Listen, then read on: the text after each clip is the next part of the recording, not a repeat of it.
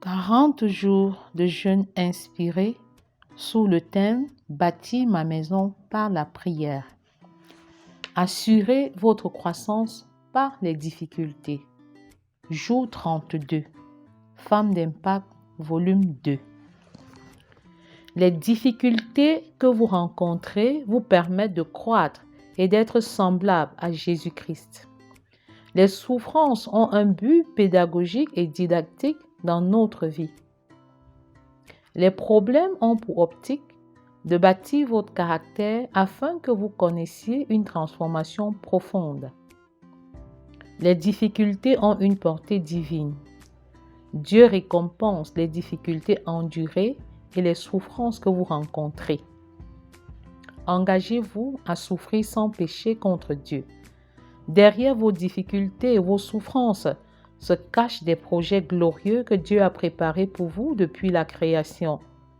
Si vous êtes consciente des atouts des difficultés dans votre vie, vous prendrez plus de temps pour rendre gloire à Dieu ou pour adorer Dieu durant ces moments. Toutes les difficultés que j'ai rencontrées dans ma vie sont une couronne qui m'a façonnée et qui fait de moi ce que je suis. Mon caractère a été totalement transformé dans la puissance du Saint-Esprit grâce aux souffrances qui ont parsemé mon chemin.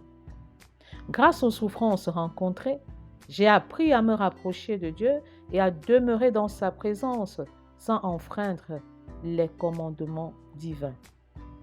2 Corinthiens 4, 17 à 18 renforce cet état des choses ainsi. Car nos légères afflictions du moment présent produisent pour nous, au-delà de toute mesure, un poids éternel de gloire, parce que nous regardons non point aux choses visibles, mais à celles qui sont invisibles, car les choses visibles sont passagères et les invisibles sont éternelles. La souffrance n'est pas une surprise pour les enfants de Dieu. Jésus nous a préparés à souffrir. À l'instar de Christ qui a souffert pour le salut de l'humanité, nous sommes appelés à souffrir. Jean 16, verset 33.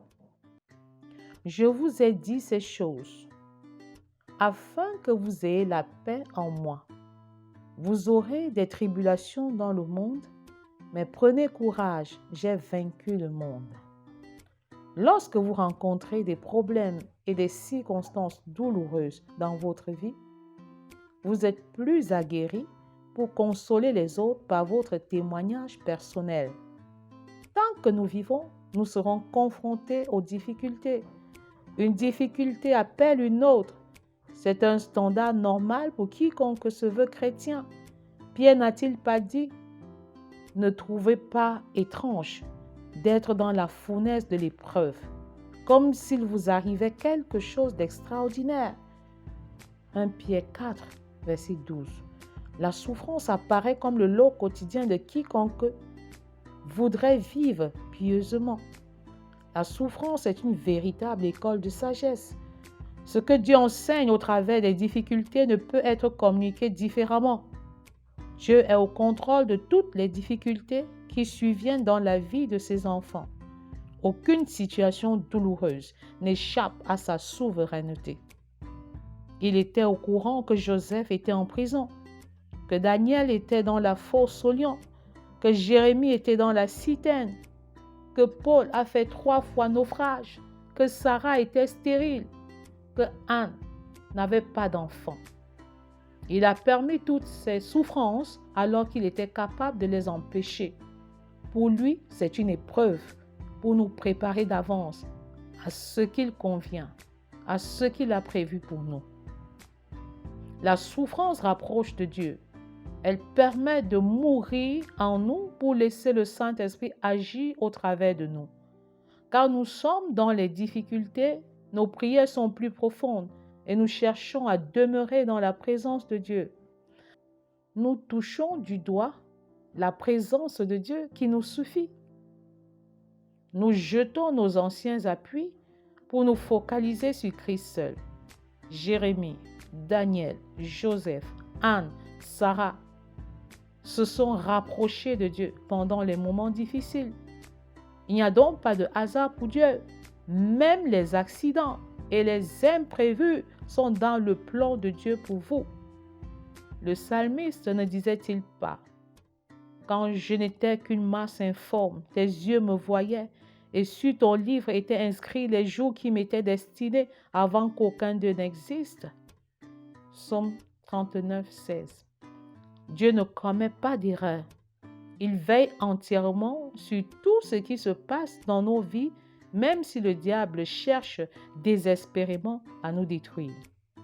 Dieu utilise tous les événements, même les circonstances douloureuses, pour la réalisation de son plan dans nos vies. C'est pourquoi il est écrit dans Romains 8, 28 à 29 que nous savons du reste que toute chose concourt au bien de ceux qui aiment Dieu, de ceux qui sont appelés selon son dessein.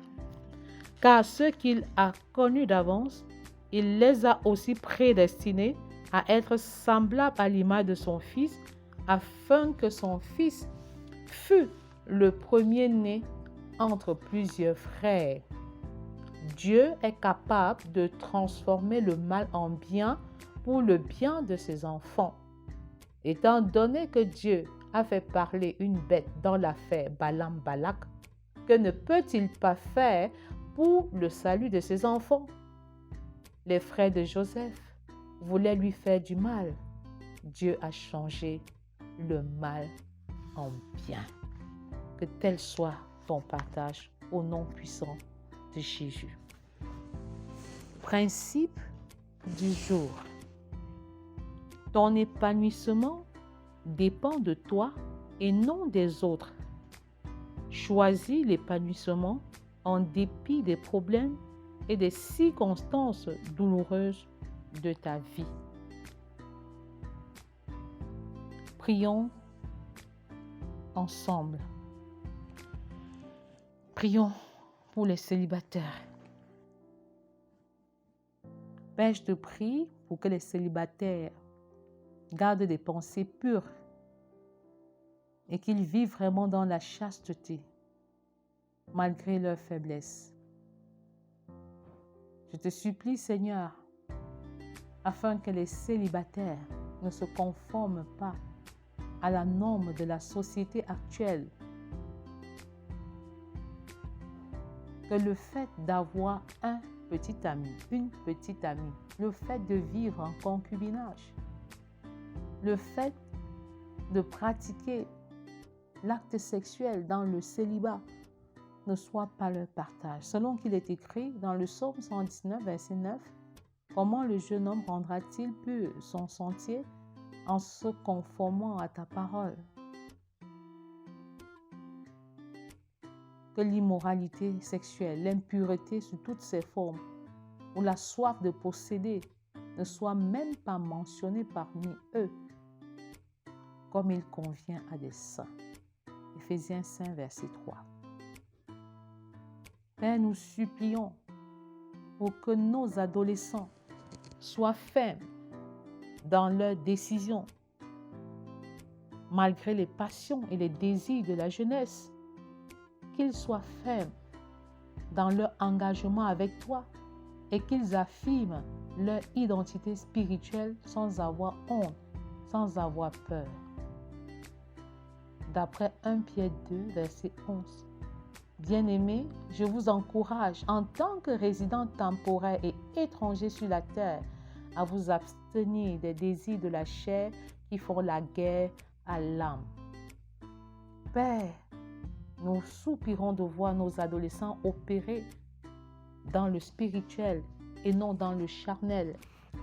Qu'ils soient dirigés par l'esprit, par ton esprit, et non par les désirs de la chair. Au nom puissant de Jésus. Prions pour les couples à présent. Père, que la complémentarité soit une réalité dans le foyer de nos enfants, de nos futurs enfants. Selon qu'il est écrit, en effet, En cas de chute, l'un relève son compagnon. Ecclésiaste 4, verset 10. Parce que deux valent mieux qu'un. Ils tirent un meilleur bénéfice de leur travail que la complémentarité multidimensionnelle, multiforme, soit le partage de nos foyers, mais également le partage du foyer de nos enfants au nom du discipulat familial, au nom de la multiplication et de la reproduction spirituelle. Père, nous te consacrons chacun de nos enfants et notre désir est qu'ils soient remplis de la puissance du Saint-Esprit, qu'ils soient remplis de la puissance de ton esprit, qu'ils se laissent totalement diriger par ton esprit. Parce que, Seigneur, s'ils sont remplis de l'esprit, ils n'accompliront pas les œuvres de la chair. Nous en sommes convaincus, Père, qu'ils marchent par toi, pour toi, en toutes choses, en tout temps et en tout lieu. Selon qu'il est écrit dans Luc 1, verset 15, « Car il sera grand devant le Seigneur, il ne boira ni de vin, ni liqueur enivrante, et il sera rempli de l'esprit dès le sein de sa mère. » Oui, rempli de l'esprit dès le sein de sa mère. Dès le sein de sa mère, nous te consacrons les enfants qui ne sont même pas encore nés. Nous te consacrons les enfants qui ne sont pas encore nés, ceux-là qui sont encore dans le sein maternel, afin qu'ils soient remplis de la puissance du Saint-Esprit, comme Jean-Baptiste était rempli de l'Esprit dans le sein maternel. Que ces enfants te soient consacrés avant même qu'ils ne naissent, avant qu'ils ne viennent au monde, qu'ils te soient totalement consacrés. Souviens-toi de ceux qui se sont égarés et ramène-les à la maison, Père. Ramène-les à la bergerie. Au nom puissant de Jésus. Nous prions pour nos familles et nos futures familles et les futures familles abattues par nos enfants, afin que pendant que nous travaillons à ce que nos maisons présentent, pendant que nous travaillons pour que nos maisons présentes soient de centres de formation, qu'ils copient les bons modèles, les bons exemples et qu'ils les reproduisent dans leur famille future en améliorant sous la direction de la puissance du Saint-Esprit le travail qu'ils vont mener et en y mettant leur touche personnelle dans la dépendance totale, complète à la puissance du Saint-Esprit. Nous te consacrons ainsi nos familles en déclarant comme Josué, moi et ma maison, nous servirons l'Éternel. Que cette déclaration soit le partage de nos enfants, des enfants de nos enfants sur plusieurs générations. Que le discipulat familial soit une réalité au sein de nos maisons, au sein de nos familles. Prends du temps devant le Seigneur et présente les désirs de ton cœur. Présente les besoins de chaque membre, de chaque composant de ta famille. Dieu est famille. Il est sensible à ta demande, celle que tu es en train de formuler maintenant dans sa volonté.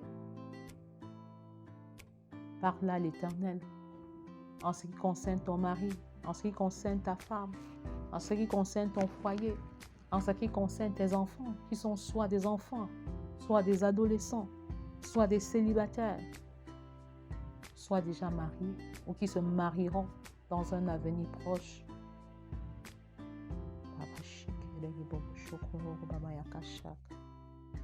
Père, nous te consacrons nos maisons, nous te consacrons nos familles et notre engagement, c'est moi et ma maison, nous servirons l'Éternel. C'est un engagement d'abord singulier, c'est un engagement d'abord personnel. On aurait pu dire ma maison et moi, mais ici c'est clair. Moi et ma maison, un engagement personnel, singulier. Josué, ça peut être toi la femme, ça peut être toi le mari, ça peut être même toi, enfant, qui amène tes parents sur la bonne voie, qui amène tes parents à connaître Christ pour une transformation complète. de toute la famille. Ne te sous-estime pas. Merci Seigneur, parce que tu prends soin de nous, tu écoutes nos prières et tu nous exauces au-delà de nos attentes, au nom puissant de Jésus. Amen.